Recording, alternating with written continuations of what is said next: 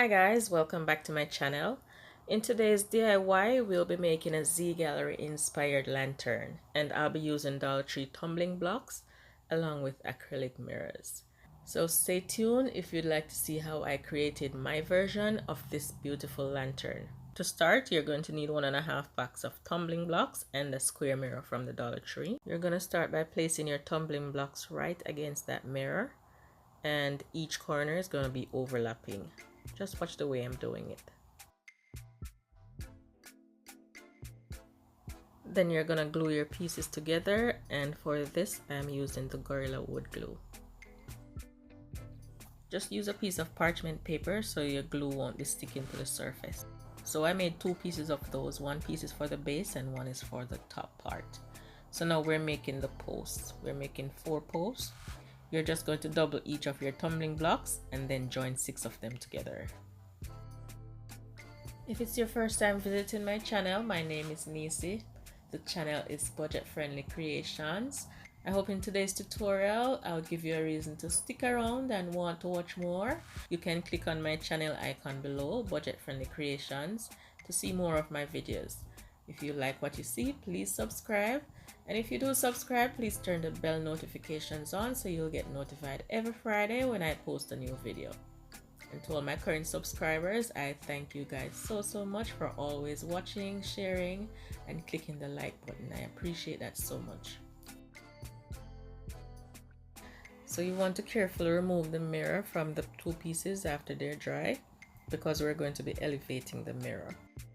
And to elevate the mirror, we're going to be using foam board.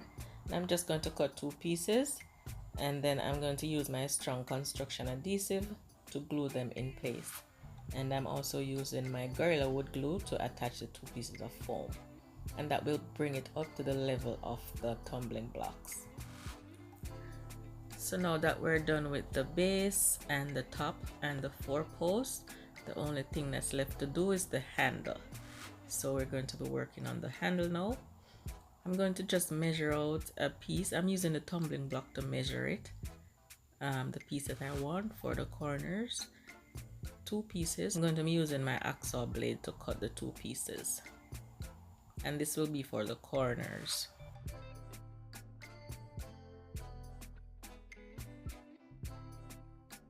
So these are the actual handles now. We're going to be joining 2 sets of 2 and 1 set of 4. So if you don't want to use the mirrors, because it does take a little bit of time to cut the mirrors, which it was well worth it for me. If you want to just leave it alone and just use paint, then you want to take your pieces outside and give them a nice sanding, and you want to use a 120 grit sanding paper. See, I did the sanding so you can see how it would look, and I'm using my Valspar paint, and this paint is very good. It gives very good coverage, and it's a primer and paint in one. So if you'd like to use that paint, I got it from the discount rack, and they sell that in the Home Depot or Lowe's, so you can definitely get that paint. It's very good. So now this is where the fun begins. It's time to cut our mirrors, and I'm using acrylic mirror sheets. I'm just measuring out my pieces. Wherever I need to cover up, I just measure, and I just use one of the tumbling block to measure. Instead of using acrylic mirrors, you could definitely use the gift bags that the Dollar Tree sells. They do sell reflective gift bags, and those work very nice. I couldn't find any. I wanted to demonstrate it for you guys, but I couldn't find any when I went to the store. You could definitely use that. Or you could just put the base coat down so it could give you a nice coverage, and then you spray paint it with a chrome spray paint.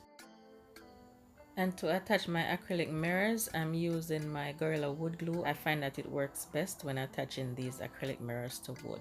And I'm also using my X-Acto knife to cut the mirror sheets, since the scissors leave cracked edges. It's not as neat as the X-Acto knife, so all you have to do is just score the piece like 2 to 3 times, and it will come out nice and neat.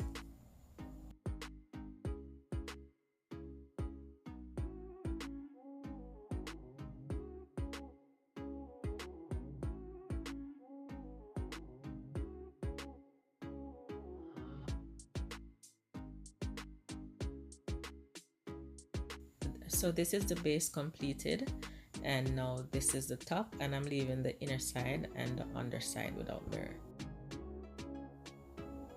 So the acrylic sheets, they're 6 by 9 inches, and my corner post, I think they're 11 inches, so I just cut extra pieces and attached them.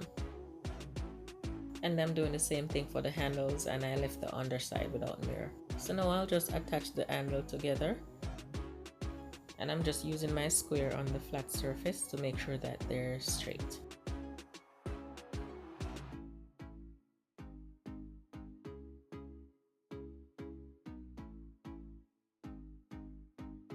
So in the meantime, while the handle is drying, you can attach your post, and to attach my pieces, I'm going to be using my E6000. Just make sure that you take off that film on top of that acrylic mirror before you attach your post.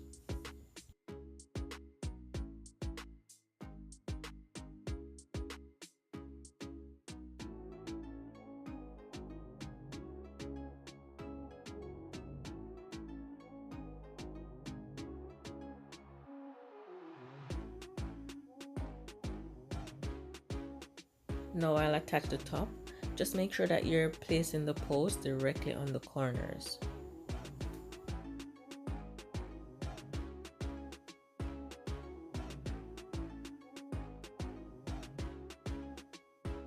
Now I'll glue my mirror in place, and I'll be using my Loctite construction adhesive.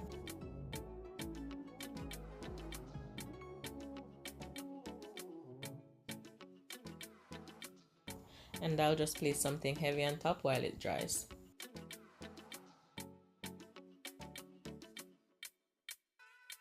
I also added tiny pieces of mirrors to those two corner pieces.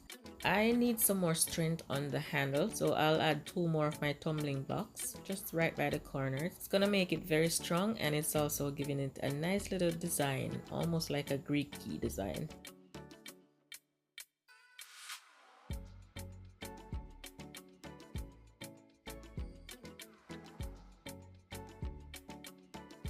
I'm only gluing the tumbling blocks together, not on the handle, so that way I can remove it and add my mirror pieces.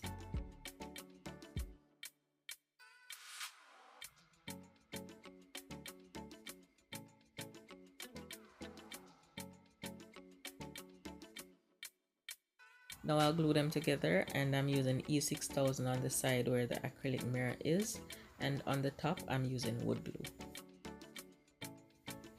Now I'm adding these 2 little corner pieces to the sides directly in the middle where I want my handle to be, but I could have added them to the handle themselves. Just make sure you place your handle directly over the top before you glue these pieces in, so you can make sure that they're exactly the size that you need. If they're not exactly the size, then you can always use your sanding paper to rub them down.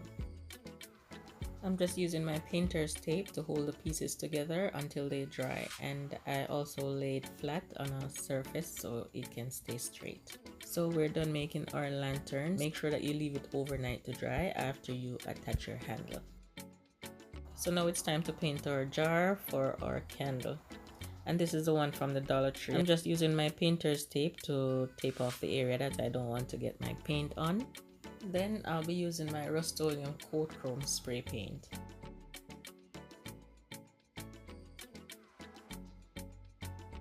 Before I spray paint the jar, I'll be removing the label, and I'll use some alcohol to clean it.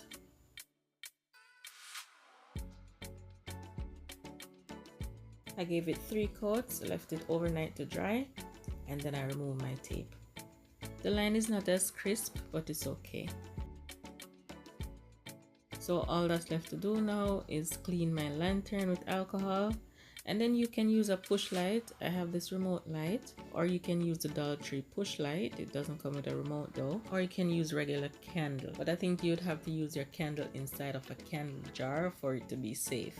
I was burning this one for an hour, but that was it, so it's not proven to work full time.